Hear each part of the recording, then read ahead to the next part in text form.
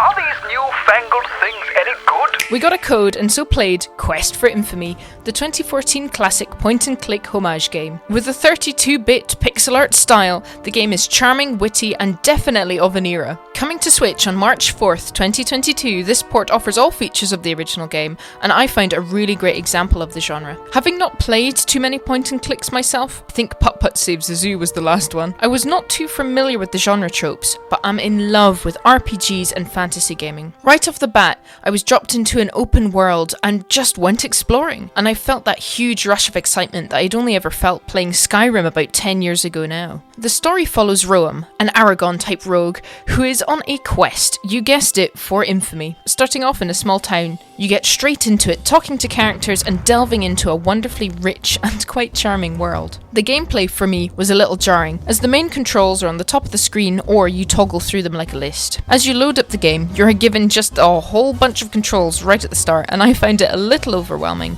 but did take a screenshot and didn't have to refer back to it too much. I found once I was playing, I figured it out. I know, however, that this style is very common with point and clicks, and definitely from that kind of 90s era of gaming, so that's up to your discretion whether you want that or not. Also, when I got a little bit stuck, that was before finding the in-game hints. It was quite frustrating. Then, after finding that, really easy. Though, if you don't know what you're doing, it can be a bit frustrating. Overall, the combat and other interactions were really fun. Sometimes, if you don't know what you're doing, the gameplay can slow right down. But once you're back into combat, you can do these really fun interactions and dialogue, which is just really enjoyable. Moving on to graphics and sound, I found the portraits that you get when you first meet a character really charming and enjoyable. The art style was so fun and added so much to the depth of the writing. Some faces also really made me chuckle, and I found the recorded dialogue that went along really a great aid to get me through the game. You with a chamber pot. I love you, dear. Love you too, honey bunny. Wow, this is lovely. I also found the music and ambiance to say really notable, and that was great. I'm never a fan of when the sound design disappears, so it was lovely to have something so bold and memorable. For £10, I would really recommend it, especially if you enjoy point and clicks, but do note that this game does have flaws of the genre. Some slight sexist moments and an abrasive control system. Whilst playing the game, I encountered no bugs, like a really flawless gameplay experience,